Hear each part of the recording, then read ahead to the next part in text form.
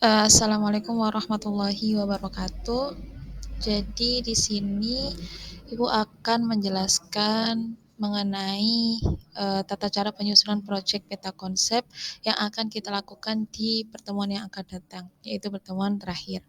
Nah, eh, sebelum itu, sebelum kita menyusun proyek peta konsep yang akan kita bikin, maka perlu diketahui untuk bahan apa saja yang perlu kita siapkan dan bagaimana tata cara pembuatan proyek peta konsep yang akan kita lakukan di pertemuan yang akan datang. Jadi untuk yang pertama, hal yang perlu disiapkan atau bahan-bahan yang perlu disiapkan untuk terlaksananya pembuatan proyek peta konsep di kelas nanti, yaitu yang pertama ada kardus, kemudian kertas manila. Kalau tidak ada kertas manila, bisa diganti dengan kertas buffalo. Kemudian jangan lupa siapkan gunting, lem kertas, pensil, ballpoint ataupun spidol, atau pensil berwarna juga bisa. Kemudian cutter yang digunakan untuk memotong kardusnya dan kertasnya nanti. Kemudian penghapus untuk menghapus coretan-coretan yang ada di kertas selama pembuatan nanti. Kemudian penggaris untuk lebih merapikan tatanan peta konsep yang akan dibuat nantinya. Dan kertas origami. Nah, kertas origami ini fungsinya untuk menghias peta konsep yang telah kalian bikin nantinya. Kemudian ini berupa gambar-gambar yang perlu disiapkan tadi, seperti kardus, kertas manila atau buffalo, gunting, lem, pensil, spidol, dan sebagainya, alat tulis, kemudian cutter, penghapus, penggaris, dan kertas origami.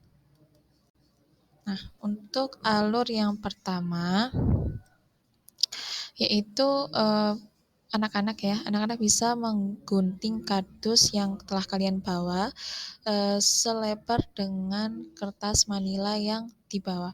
Jadi kotaknya atau lebarnya itu mengikuti kertas manilanya. Nanti kertas manilanya ditempelkan di kardusnya gitu. Kemudian sebelum ditempel di kardus, kertas manilanya digambar terlebih dahulu. Digambar peta konsep yang telah kalian buat, dikotak-kotakkan materinya. Materinya dimasukkan di kotak-kotak tersebut.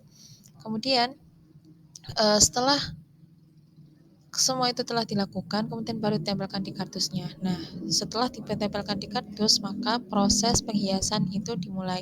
Nah, untuk menghiasnya terserah anak-anak bisa menggunakan kertas origami yang di bawah tadi, atau bisa hanya menggunakan spidol warna-warni yang telah kalian bawa juga, bisa dihias seperti contoh yang Ibu siapkan di samping ini.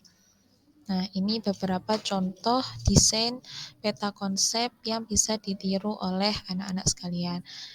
Bisa lebih menarik dari ini atau bisa lebih sesimpel dari ini, karena output yang akan kita hasilkan nantinya, peta konsep yang telah kita buat akan ditempelkan di dinding-dinding kelas. Jadi tidak dikumpulkan, melainkan ditempel di dinding kelas. Nah, kemudian setelah peta konsep yang dibikin tadi itu dengan durasi waktu selama 1 hari. Jadi satu pertemuan dengan jam pelajaran, 3 jam pelajaran itu kita gunakan untuk menyusun peta konsep sebaik mungkin, sebagus mungkin.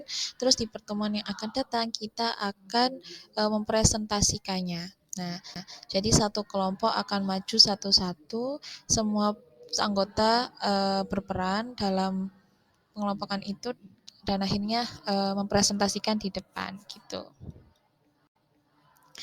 Mungkin itu saja ya untuk cara penyusunan proyek peta konsep yang akan kita lakukan di pertemuan yang akan datang.